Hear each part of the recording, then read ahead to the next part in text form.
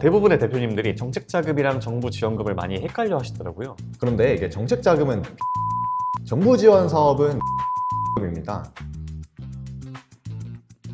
오늘은 정책자금에 대해서 얘기를 좀 해보려고 해요. 저도 정책자금 되게 궁금한데요. 제 친구도 지금 제조업하고 있는데 정책자금 받고 싶어가지고 되게 저한테 질문 많이 하거든요.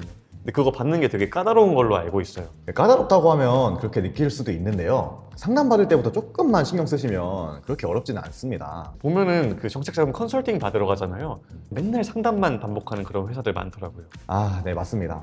상담하시다 보면 맨날 조건이 안 맞는다 소리만 들으시고 못 받으셔가지고 마지막에는 저희를 좀 찾아오시는 분들이 많아요.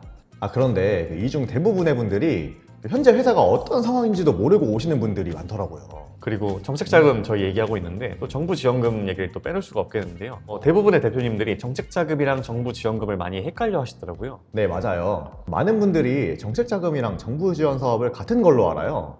그런데 이게 정책자금은 빚이고 정부 지원 사업은 무상 지원금입니다. 이걸 구분 못하면 계획하고 계시잖아요. 계획 자체가 엉망이 될 수가 있어요. 조금 더 구체적으로 좀 설명해 주실 수 있으실까요? 정책자금이라는 거는 정부가 설계한 대출인데요. 은행 대출이랑은 조금 다른 점이 있죠. 금리가 조금 낮고 대출이 나오는 조건이 조금 달라요. 그래서 은행 대출은 안 나오는데 정책자금은 나오는 경우도 꽤 있어요. 그럼 정부 지원금은요? 네, 정부 지원금은 무상자금입니다.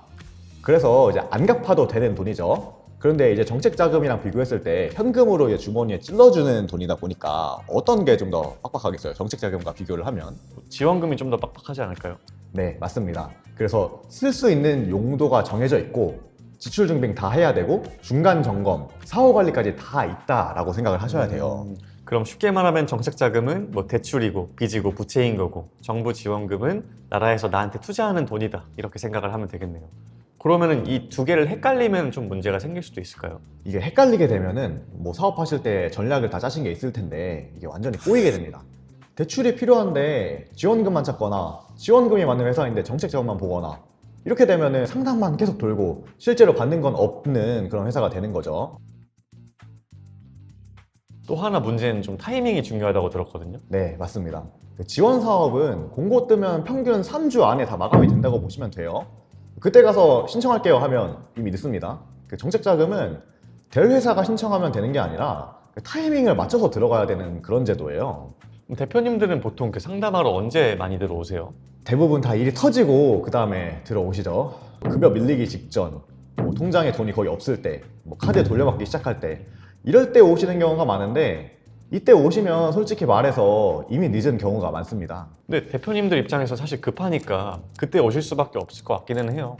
네, 저도 그게 좀 이해가 되긴 하는데 정책자금은 급할수록 불리한 돈이에요. 그러면은 좋은 타이밍은 언제라고 생각을 하시나요? 좋은 타이밍이라 하면 매출은 좀 나오기 시작했는데 아직 은행 대출이 안 나오거나 기존 대출이 과하지 않고 재무제표가 좀 아직 깨끗하다. 이때가 정책자금 성공 확률이 가장 높다고 보시면 돼요. 그럼 정리하면은 망했을 때가 아니고 망하기 전에 버틸 수 있을 때 와야 된다라는 그런 말씀이네요. 네, 맞습니다. 비유를 하게 되면 정책자금은 응급실 수술이 아니라 예방주사에 가깝다고 보시면 돼요. 이제 진짜 중요한 질문 하나 드릴 건데 상담 받을 때 이제 대표자로서 정책자금 잘 받으려면 어떤 것들 신경 써야 되는지 그거 한번 말씀해 주실 수 있나요? 네, 신경 써야 될 부분이 좀 많이 있는데 일단 첫 번째로 얼마 빌릴 수 있어요? 이거부터 물으시면 안 돼요. 이 질문 진짜 많이 하시던데요. 아무래도 얼마 받을 수 있나 이게 좀 궁금하시다 보니까 그 질문부터 나오는 경우가 많은데 이 질문부터 나오면 상담 흐름이 바로 꼬여요. 정책자금 상담에서는 얼마보다 그 돈을 어디에 쓸 건지가 먼저라고 보시면 돼요. 정확히 어떤 걸 알고 와야지 좀 도움이 될까요?